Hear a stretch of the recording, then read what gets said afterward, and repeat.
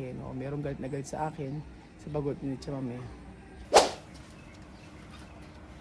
Magandang araw po sa inyo lahat mga amigo. Magandang araw po for today's video. Nandito po tayo para mag-unboxing. At diyan po ka dito. So bago tayo mag-unboxing, ayusin mo muna yung mga mangga natin. So meron tayong mangga rito. Ay, ang sarap pala nito pag nahinog. Hindi ko alam na masarap to pag hinog. Yan? Sobrang sarap niya. Gusto ba? Oo, kainin hinog. Sobrang sarap. Tikman ko lang. Hindi ako may sa lasang gamot. Hindi sa lasang gamot. Napakasarap pala niya. Ito ay tawag sa amin dito, pidget. Ang tawag dyan, birat. Berat, hindi ba berat ang hindi ganyan ng berat. Hindi. Oo. Ang manggang berat yung yung uka-uka nung gano'n. Nakadit sa mukha natin. Hindi, sarap talaga nitong manggang oh. Ito ang totoong mangga. Sarap! No, ito totoo, di ba? Hindi mo siya ma-appreciate kapag hindi hinog. Pero pagka nahinog na pala niya to, ma-appreciate mo, sobrang sarap pala niya. Yung tawag dyan, Pidget. hindi pa nakakain. Kahit yung mga gambira. Manggang berat? Gusto mo yung manggang berat? Gusto niyo ang manggang birat. Yung dyan mango lang sa tayo, manggang kinakalabaw. Sarap. Ha? Masarap nga kasi kaya ko busisin yan. So ngayong araw po meron po mga in-order si Kuya Belgium dito. At ang mga in-order ni Belgium dito ay Ay, sila lang pala ito. ganito. Pagkain na yan. Kainan. Oo nga, nangaso. Ano ba naso? Dito ka kakain. Dito parang gusto ko magkaroon ng ganito, Kuya Belgium. O tigisa tayo. Tatlo tayo. Pagkatapos nag-aaw-aw ka na. Oh, ito, Janet ha. Ito ay bigyan lang sa akin ng pinsan ko. At sobrang tamis niya. Di ba? Ang sarap? The best. Oh. Dati hindi ko na-appreciate yung mangga niya kasi naasiman ako. Pero pag nahinog pala, sobrang sarap. Oh, didikot ako ng isa dyan. Ayan, dumikot na sa Janet. Ang sarap, di ba? Lasang gamot. So mag-start po tayo sa atin. Ito po Parang pa siya yung mangga ng Pakistan. ito ay binili ni Kuya Belgium. Tingnan po natin kung ito ay may katuturan o walang katuturan. Ikaw ang magsasabi kung may katuturan o walang katuturan. Okay. Okay. Maupo ka muna. Abay sa upuan. Wala na. Ay, dyan ito. Dito ka, maupo ka rito. So titingnan muna natin kung may katuturan ito o walang katuturan yung in-order ni Kuya Belgium. Kasi minsan ang mga binibili natin sa Shopee iba sa realidad. Iba sa picture, iba sa realidad. So eto po yan sa Katerba yung mga binili ni Kuya Belgium dito. So ipapakita ko po sa inyo kasi Ate Janet nang huhusga kung ito ay May katuturan may o walang katuturan o katuturan. wala. So ganito Ate Janet, ayan, may katuturan o wala. Okay, number 1. Ito ang in-order ni Kuya Belgium sa Shopee. Temo. Temu ba? Temu pala, Temu. Temo. Ayan. So Ate Janet, lahat ng ito ay ilalagay mo doon. Papakita mo sa kanila kung ito ba may katuturan o wala. Temu, ang liit! Kami naman yan. Nakamagkano ka rito? 4. 4,000? Naka 4,000 si Kuya Belgium. Sige, lagyan lang muna natin dito. Ayan, Ate Janet, Ay nako, pambihira. Pandekorasyon! Tingnan mo naman mga amigo. May katuturan naman pala. Ganyan kalaki? Ang display. Tingnan mo naman ganyan kalaki. Grabe.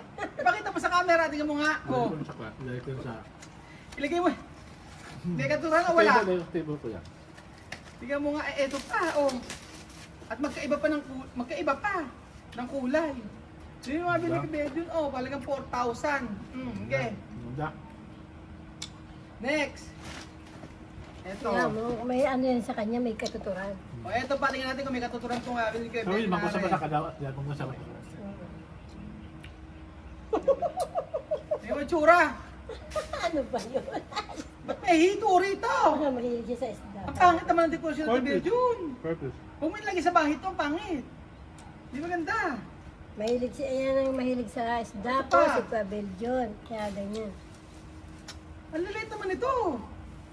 Oo. Sa Ate Janet, si Billy, ikaw. Ba't ganyan? Ang lilit naman ang dekorasyon na to. Oo. O meron pa ganito, apple.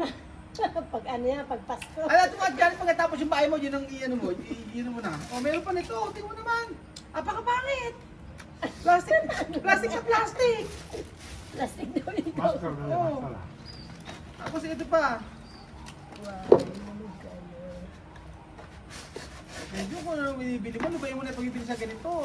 O, eri pa. O. Tingnan mo ang itsura. O. Walang quality. Baby. Ano? May anak siya. Ay, mag-asawa pala yan.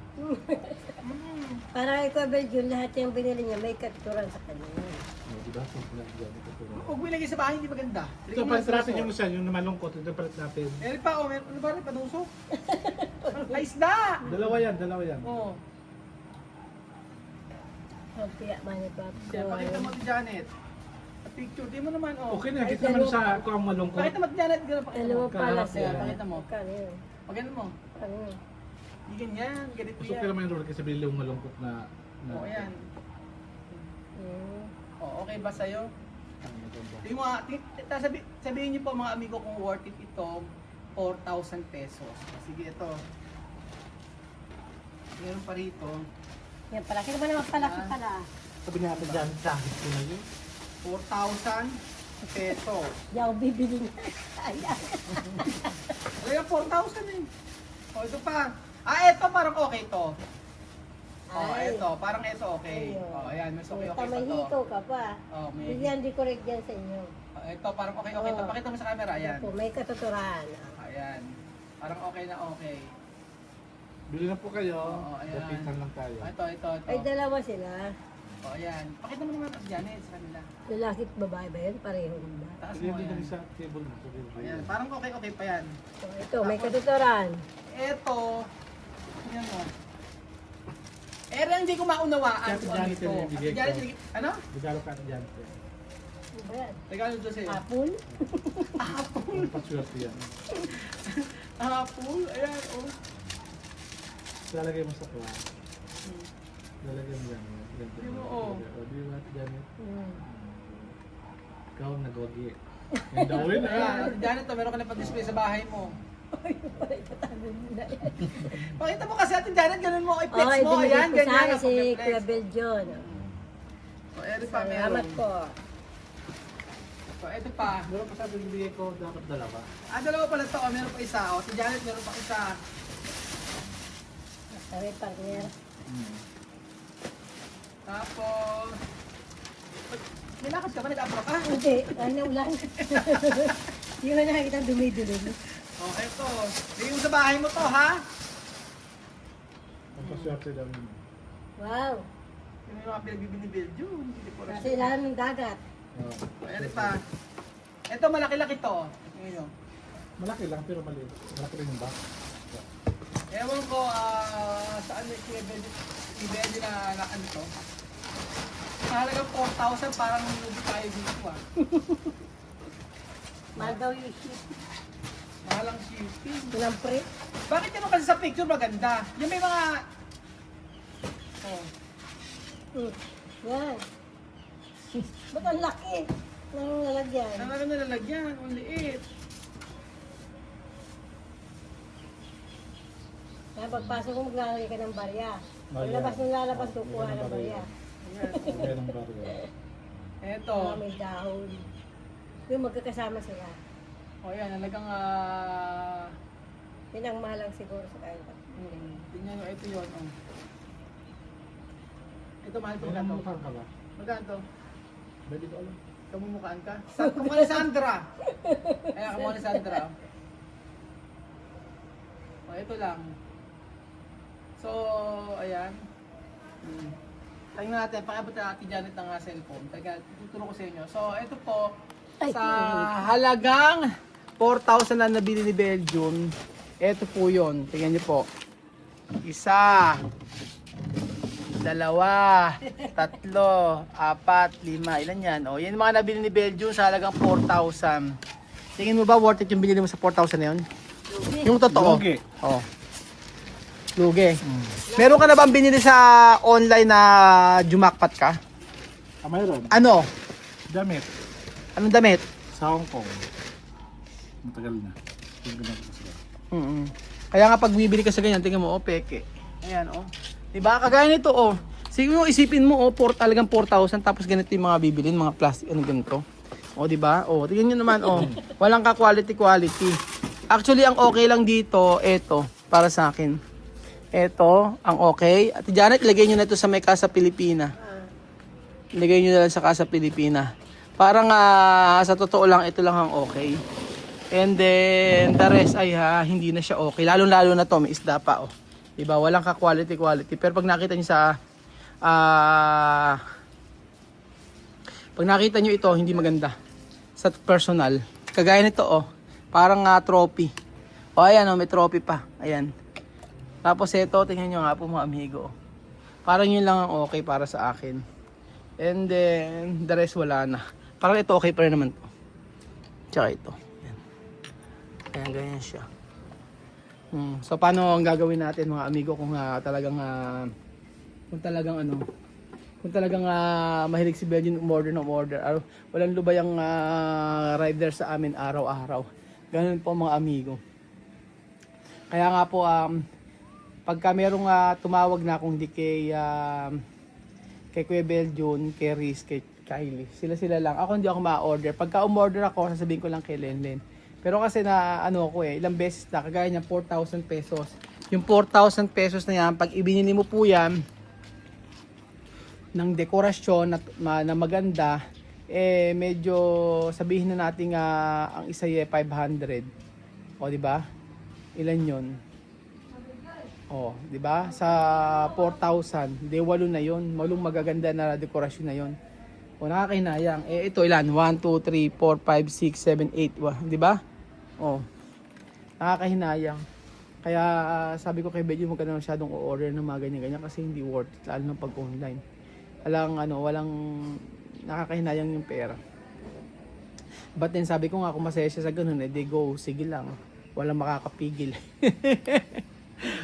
Wala makakapigil sa kanya mga amigo. Tulad po ng sinasabi ko nga po sa inyo. Ngayon, grabe yung mga dati kong kaibigan na nakilala ko sa social media. Ngayon po galit na sila sa akin. Galit sila sa akin, parang ganoon. Naalala ko lang kasi nagbabasa ako kanina ng comment, tapos pagkaya rin sabi niya, ala, grabe ka to. Bakit pag hindi ko nasunod yung gusto nila, pag hindi ko nasunod yung gusto nila, galit na sila sa akin. Ayun na nila ang kausapin. Dapat parang gusto nila sila magpatawa ng buhay ko. Gusto mo i-name drop ko. Ano ba i-name drop ko? Hindi naman. Sa akin naman walang problema yun. Nabasa lang, nakakalungkot lang kasi mga amigo. Kasi iba naman po mga amigo yung personal na buhay ko sa, di ba, sa mga iba yung personal na buhay ko sa mga ginagawa ko, especially sa sa pagkahalimbawa nag-vlog ako na nagmumukbang, mga ganyan. Iba naman yun hindi naman yun yung ako na siyempre pagka kumain ako, kung anong kagaya niyan, pawis ako, papakita ko sa inyo, ganyan. Yan naman na natural ko, kaya lang minsan talaga parang sabi ko nga, pag iba ako sa nakilala nila, tapos pagkayari yung parang mamanduhan ka. Parang mamanduhan ka na parang ikaw, parang dapat sila ang masunod sa pamumuhay mo. Nakakalungkot lang din, pero okay lang yun kahit mainis sila sa akin. Sabi nga ganoon, yung mga tao na hindi ka gusto, wala tayong choice kung hindi magpatuloy sa buhay. Hindi magpatuloy sa buhay. Gaya lang naman po yung mga amigo. Kagaya po yan. sa pagbabalik po ni Chamame at ni Misma at ni Amir, grabe po talaga yung mga sinabi sa akin ng mga masasakit na salita. Oh, grabe yung mga sinabi sa akin masasakit na salita. Pero hindi ko naunawaan ko naman dun kasi mga amigo na kahit na may sinabi sa akin ganung masakit na salita, parang syempre ayaw nila kasi na maulit yung nangyari before. O, ayaw nila na maulit yung mga nangyari before, kaya gusto nila na wag na, stop na lang, ganyan. Pero para naman sa akin mga amigo, ako naman yung makakasama, ako naman yung ang gagastos, ako naman ang mag-a-adjust, ako naman ang ano sa kanila, sa mga bata, mag-guide, ako naman lahat, hindi naman sila. Pero syempre, kaya sabi ko kahit galit na galit, kahit galit na galit sa akin, kahit na galit sa akin sa pagbabalik ni Chamame, kahit merong nagagalit sa akin o merong galit na galit sa akin sa bagot ni Chamame, wala tayong magagawa doon. Basta importante yung mga anak ay suportado, yung mga anak doon ay okay naman sa kanila dahil kahit naman dati ayaw pauwi, di ba? So ayun mga amigo, ako napapagod talaga. Maghapon po talaga, sobra, ang dami kong ginawa ngayon. Pero still, nag-ano ka ng halaman kasi yung talaga dito hindi maubusan ng trabaho. Hindi maubusan ng trabaho dito sa resort mga amigo. Tsaka sa bahay. Sobrang dami ngayon, paghalaman na kami. Tapos kinabukasan na naman yung kabilang part naman din yung isikasuhin namin. Parang sabi ko, tama lang talaga na nandito si Ate Janet, si Billy, si Benjun, kami. Kasi kami lang magtutulong-tulong. Ayaw naman namin kumuha ng iba. Kasi dito kami, kampanya na kami sa isa't isa. So ayan po mga amigo, salamat po sa pakikinig po ng ngayong araw. At God bless po, mapagpalang hapon po sa ating lahat. Basta supportahan nyo na lang po ako mga amigo. At in the future, marirealize natin lahat na tama yung desisyon natin na makapunta muli ang mga bata dito. Salamat po.